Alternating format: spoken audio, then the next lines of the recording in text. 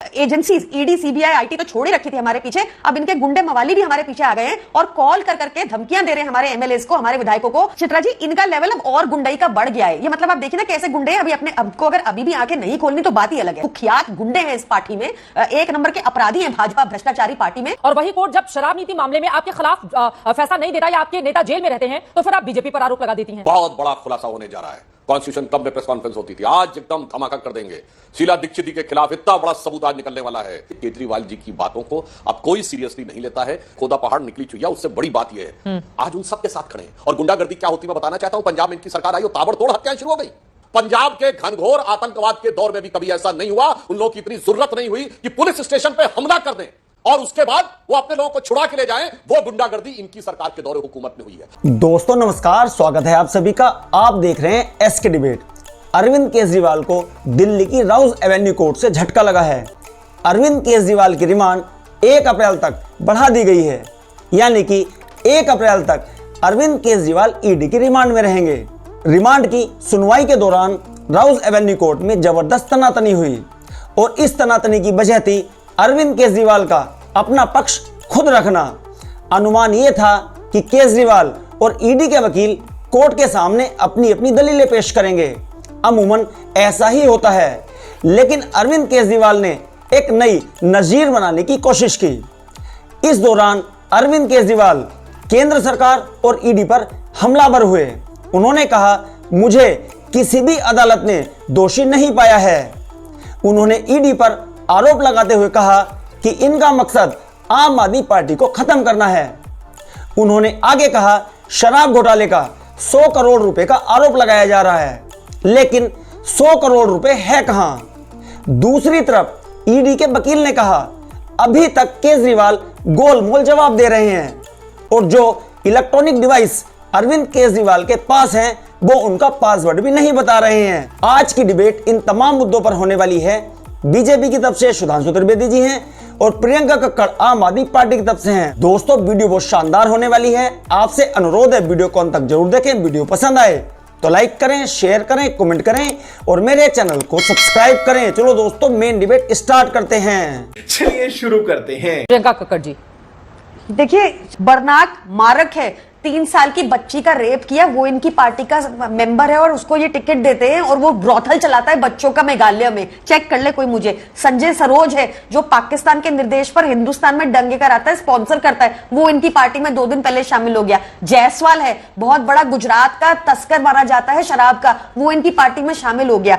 हमें ये कह रहे हैं नारदा स्कैम, शारदा स्कैम, आदर्श स्कैम, लुई बर्गर स्कैम, कौन सा स्कैम आपको आज देश में निकाल लीजिए, वो सब भाजपा में है। क्या बड़ा खुलासा हो सकता है और इसके लिए कल की तारीख का ही इंतजार क्यों किया जा रहा था, अगर पहले से ही कोई बड़ी जानकारी है मुख्यमंत्री के पास तो? अबे जल्दी बोल, कल सुबह पनवेल निकलना है। कल जब मुख्यमंत्री जी खुद पेश होंगे राउस एवेन्यू कोर्ट तो वो खुद ये खुलासा करेंगे और आप सबको भी जरूर देखना चाहिए। अजीत पवार, छगन भुजबल तो अब हम सबको पता है कि कैसे उनकी फाइलें ईडी ने कोर्ट में बंद करवाई और शामिल हो गए। सबसे ग्लेयरिंग एग्जांपल ये है कि शरद चंद्र रेड्डी जो सरकारी गवाह बने, जिन्होंने बयान दिया अरविंद केजरीवाल जी के खिलाफ, वो 60 करोड़ रुपए देते हैं भाजपा को अपने अरेस्ट के 5 दिन बाद ही। ये क्या चल रहा है? ये कैसी सरकार आई है? मैं आपको अभी का लेटेस्ट बताती हूँ। इन्होंने अब अपनी सारी एजेंसीज ईडी सीबीआई आईटी तो छोड़ ही रखी थी हमारे पीछे, अब इनके गुंडे मवाली भी हमारे पीछे आ गए हैं और कॉल कर करके धमकियां दे रहे हैं हमारे एमएलएस को, हमारे विधायकों को कि पार्टी छोड़ो। प्रलोभन भी दे रहे हैं, प्रलोभन से ना माने तो फैमिली को धमकियां भी दे रहे हैं। आज हमने सार्वजनिक करके नंबर भी बताया है, व्यक्ति का नाम। दोनों लोग प्रलोभन में आ गए बीजेपी के। चित्रा जी, इनका लेवल अब और गुंडई का बढ़ गया है। ये मतलब आप देखिए ना कैसे गुंडे अभी अपने अब को अगर अभी भी आंखें नहीं खोलनी तो बात ही अलग है, पर इनका गुंडई का लेवल और बढ़ चुका है। कुख्यात गुंडे हैं इस पार्टी में, एक नंबर के अपराधी हैं भाजपा भ्रष्टाचारी पार्टी में। चड्ढा समझाओ, इससे समझाओ। ये लोग अब फैमिलीज को धमकी देने लगे हैं। ये लोग पैसे का प्रलोभन तो देते ही थे, इनको किसी भी तरीके से शुरू से ही अरविंद केजरीवाल जी को अरेस्ट करना था, पार्टी तोड़ना था। आप मुझे सिंपली बता दीजिए ये कैसा कानून है? ये क्या हो रहा है कि 2 साल हो गए हम जेल में हैं, हमारे से चवन्नी रिकवर हो नहीं रही, हमारे मंत्री फिर भी जेल में हैं, और ये बताइए मुझे कि अभी तक तो ट्रायल शुरू नहीं हुआ। चित्रा जी, हम ऑलरेडी जेल में हैं, अभी तो ट्रायल होगा, कन्विक्ट होंगे, तब होगा कुछ। ये कोर्ट की कार्रवाई में भारतीय जनता आप पार्टी का समझ क्या नहीं रोल रहे। है? चित्रा अगर जी, कोर्ट आप से सुन राहत तो नहीं रही मिल रही है आपके नेताओं को, प्रियंका कक्कड़ जी, कैसे आम जनता को आप समझाएंगे कि इसके पीछे बीजेपी है?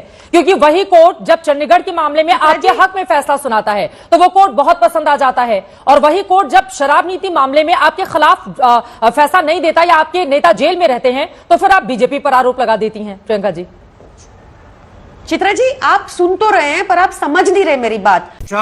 पीएमएलए कानून में इन्होंने ऐसे संशोधन कर दिए, किसी को भी जेल में रख सकते हैं बिना सबूत के। ठीक है, आपको मैं यही बता रही हूँ, 2 साल से ट्रायल नहीं हुआ, ठीक 2 है, साल से सुधांशु चवन्नी त्रिवेदी रिकवर जी। नहीं हुई, ठीक ये है, गुंडे मवाली। ठीक है, अरविंद केजरीवाल कल बहुत बड़ा खुलासा करने वाले हैं। सुनीता केजरीवाल की ओर से आज ये दावा किया गया है और वो पोल खोलेंगे। इस तरह की बातें आम आदमी पार्टी की ओर से कही जा रही हैं कि बीजेपी के, इस पर क्या है जवाब आपका?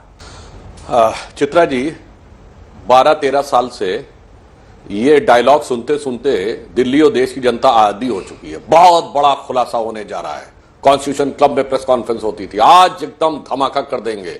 शीला दीक्षित जी के खिलाफ इतना बड़ा सबूत आज निकलने वाला है, नितिन गडकरी जी के खिलाफ निकलने वाला है। उसके बाद से तो मुझे लगता है नॉन सीरियस पॉलिटिक्स के प्रतीक बन चुके केजरीवाल जी की बातों को अब कोई सीरियसली नहीं लेता है, क्योंकि आज तक इन्होंने जितने भी दावे किए सब के सब एकदम फेक साबित हुए, और कई मामलों में तो इतनी उल्टी मुंह की खानी पड़ी कि जाके माफी मांगनी पड़ी कोर्ट में। और 1-2 में नहीं, अरुण जेटली जी के खिलाफ, नितिन गडकरी जी के खिलाफ, कपिल सिब्बल जी के खिलाफ, मजीठिया जी के खिलाफ। तो इसलिए मुझे लगता है कि इस प्रकार का दावा बहुत बड़ा। अभी कुछ दिन पहले भी तो कह रहे थे कि हाँ हम बताएंगे ईडी के बारे में, आतिशी जी की प्रेस कॉन्फ्रेंस होने वाली थी, कुछ नहीं।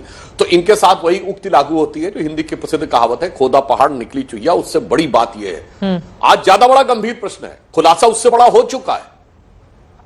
जो लोग कहते थे हम नई राजनीति लाएंगे, जो लोग कहते थे हम भ्रष्टाचार के खिलाफ एक नया संग्राम छेड़ेंगे, इंडिया अगेंस्ट करप्शन, वो इस कदर नई राजनीति लाए हैं कि देश के पहले मुख्यमंत्री हैं जिन्होंने कुर्सी पे ऊपर चिपके रहना उचित समझा, गिरफ्तार होने के साथ भी, जिन्हें अपनी पार्टी में एक भी योग्य कार्यकर्ता नहीं मिला, किसी पे विश्वास नहीं है, क्योंकि जो साथी थे उनका विश्वास तो चला ही गया था।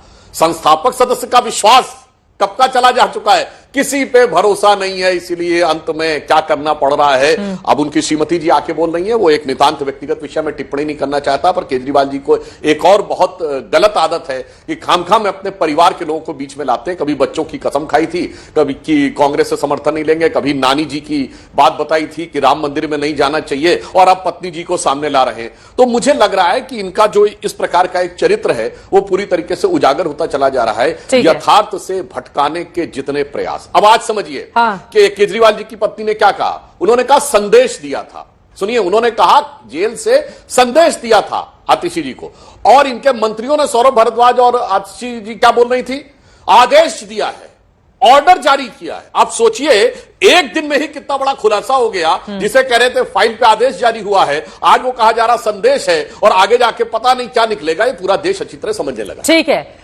यही नहीं, अभी और सुनिए।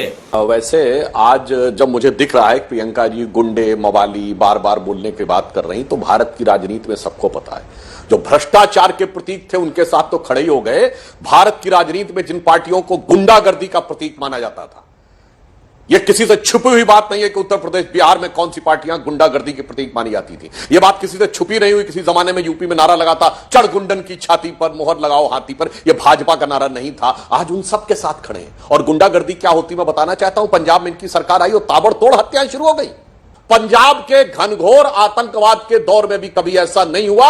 उन लोगों की इतनी जरूरत नहीं हुई कि पुलिस स्टेशन पे हमला कर दें और उसके बाद वो अपने लोगों को छुड़ा के ले जाएं। वो गुंडागर्दी इनकी सरकार के दौरे हुकूमत में हुई है। और इनकी सरकार की, मैं एक और बात कहता हूं, पंजाब का चीफ मिनिस्टर सिक्योरिटी की दृष्टि से बहुत संवेदनशील पोस्ट है, परंतु कितनी सिक्योरिटी की जरूरत है कि आज इनके मुख्यमंत्री के पास सरदार प्रकाश सिंह बादल और कैप्टन अमरिंदर सिंह से ज्यादा सिक्योरिटी है। तो यह समझना चाहिए कि जिस मुख्यमंत्री को अपने राज्य में अपने पूर्ववर्तियों के दौर से, जिन्होंने आतंकवाद के दौर में भी मुख्यमंत्री का कार्य किया होगा, वो भी। और मैं बताना चाहता हूं, अपराधी छोड़िए, आप तो आतंकवादियों के समर्थन देने दीजिएगा। जिन लोगों ने खुलेआम आतंकवादियों का समर्थन किया था, उनकी केसेस विड्रॉ करने की बात की थी। और एक लाइन बोलता हूं, आज ही कांग्रेस के सांसद रणवीर सिंह बिट्टू, जो शहीद बेअंत सिंह जी के पौत्र हैं, जो खुलेआम जिन्होंने आतंकवाद से लड़ाई लड़ी थी, वो भी भाजपा में आ गए। तो बहुत साफ है अब जाकर लास्ट में जब कोई मुद्दा नहीं बचा तो गुंडे मवाली ये सब बोलकर देश की जनता को अच्छी तरह पता है कि गुंडे मवालियों के साथ कौन खड़ा है और भारत की राजनीति में गुंडागर्दी की प्रतीक पार्टियों के साथ कौन खड़ा है। मजा आया। देखा दोस्तों, आपने प्रियंका कक्कड़ और सुधांशु त्रिवेदी जी दोनों को सुना। आप किसकी बात से सहमत हैं? दोस्तों, वीडियो को लास्ट तक देखने के लिए दिल से धन्यवाद। और वीडियो के बारे में आपकी क्या राय है कमेंट सेक्शन में कमेंट करके बताएं। और अगर वीडियो पसंद आई हो तो लाइक करें, शेयर करें, कमेंट करें और मेरे चैनल को सब्सक्राइब करें। चलो दोस्तों, मिलते हैं अगली वीडियो में। जय हिंद, वंदे मातरम, जय श्री राम।